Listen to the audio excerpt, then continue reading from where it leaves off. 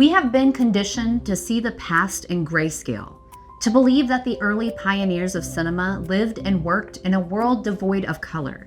But the silent screen was awash with color. In fact, by the early 1920s, between 80 and 90% of all silent films were exhibited with some form of applied color. This was the cinematic experience of the silent era, not a cold gray shadow play, but a vivid, handcrafted canvas of light and chemistry. Early public screenings featured hand-colored films where workers applied dyes frame by frame.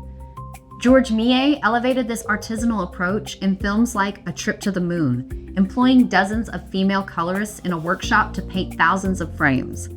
As narratives grew to feature length, mechanized stencil processes like Pathécolor took over, utilizing electromagnetic cutting devices and moving loops of velvet to apply aniline dyes. But color was more than just a spectacle. It functioned as a strict nonverbal narrative code.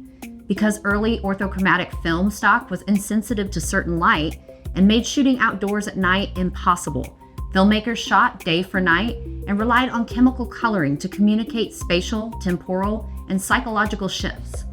Through chemical toning, metallic silver was converted into Prussian blue, plunging the shadows into the freezing depths of a coastal night. Next, the film might be bathed in aniline dyes, where delicate pink tints stained the gelatin base, transforming the white sky into a warm sunset glow. Audiences instantly understood these visual codes. Amber meant a warm, lamp-lit domestic interior, red signaled danger or a fire, green evoked the mystery of a forest, and a blue tone combined with a pink tint conveyed the poetic melancholy of twilight.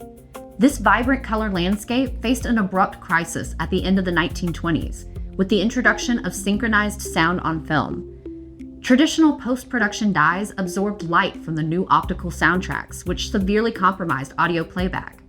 To solve this, Kodak introduced Sonochrome in 1929. Engineered by Dr. Lloyd A. Jones, this was a series of pre-tinted film bases specifically formulated to transmit the blue-violet light required by projector photoelectric cells. Sonochrome offered 17 distinct hues with poetic names designed to evoke emotional moods, from the pastel orange-yellow of Candle Flame to the deep violet blue of Nocturne. Despite these innovations, the shift of modern natural color systems and the decay of the original nitrate prints eventually led to the mid-century erasure of these chemical techniques. For decades, audiences only saw degraded black and white safety duplicates. Today, through careful physical laboratory experiments and specialized restoration methods, archivists are recovering the brilliant saturation of the early silent era presentations. The history of cinema is being reclaimed, revealing that the silent screen was never truly black and white. Every classic film has a history worth preserving, and looking at these milestones directly helps us see early Hollywood in a completely new light. Make sure to subscribe and hit that notification bell so you never miss a deep dive. Let me know your takeaways down in the comments below. Until next time, keep the projector rolling.